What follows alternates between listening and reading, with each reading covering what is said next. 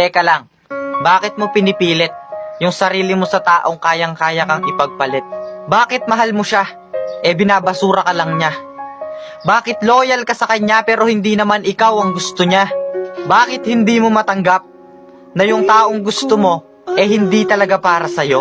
Alam mo, imbis na pinipilit mo silang piliin kanila, bakit hindi mo muna piliin yung sarili mo? Hintayin mo yung tamang tao para sa'yo.